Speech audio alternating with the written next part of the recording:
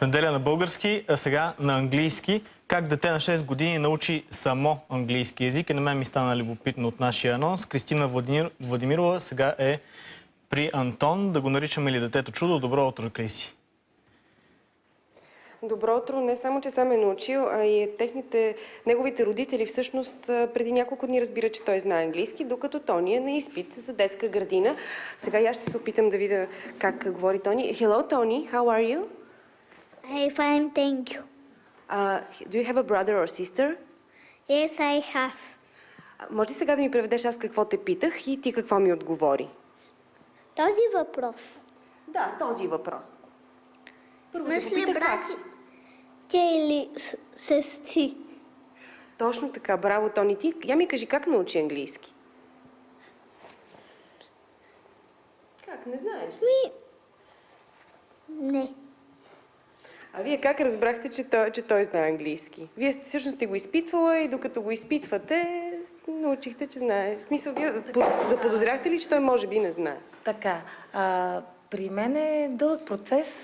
Знанията се наслагваха, разбира се, виждах уменията, но това, което ме изненада на изпита, наистина, беше скоростта, с която той четеше картите, независимо как са обърнати, дали са... Значи той се научи и да чете сам? Той се научи, да. Очаквах, че родителите помагат малко, тъй като при нас не се говори изцяло на английски, въпреки всичко имаме един много солиден блок сутрин и следобед.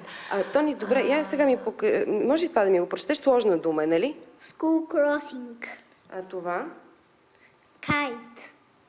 Хайде, ако искате, може да го доизпитаме. Okay, let's try. Now, this is a ball.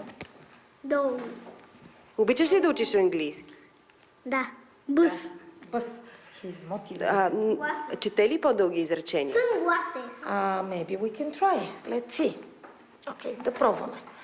Tony, can you read this one, please? What can you do today? Това нещо изключително ли е за едно 6 годишно дете? Да, рядко се определено. What can I see?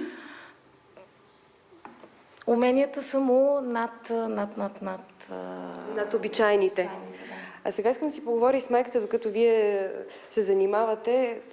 Преди няколко дни сте научили, че детето ви знае английски. Как? Вкъщи никога ли не е казвал нещо, не е правил нещо? Значи, чувала съм единична дума, примерно, а когато го питам, той, както повечето деца, обикновено не отговаря или не казва и по никакъв начин не показва, че той знае толкова много. Със сигурност ние не знаехме, че той може така да чете на английски и научих това на самия изпит, тук в детската градина, който си е един стандартен изпит, те си го организират, за да покажат уменията на децата и останахме наистина много изненадани. Но той всъщност има и други способности. Тони, ела при мен сега. Вие казахте, че той решава задачи за втори клас и всъщност неговата най-голяма любов е математиката. Да, това беше първият талант, който той прояви. Още когато беше дете, на 2 години той сам научи буквите и цифрите, на 3 започна да чете. А най-интересното е, че той се научи да чете на български без да срича. И да Тони, сричкува. сега аз ще ти напиша една задача, абсолютно произволно да събереш, да кажем, едно 3-цифрено число. Абсолютно произволно я пиша. Лесничко ли ти е? Да. А кое ти е сложничко на тебе? Я го реши сега, така да видим. Докато той решава да каже само, че той може да умножава. Наскоро дори научи как се смята корен квадратен, степенуване. Интересно му е и сам... А сам ли се занимава? Да, абсолютно сам. Той просто чува нещо, което не знае и идва и ме пита: мамо, какво е това, как се решава?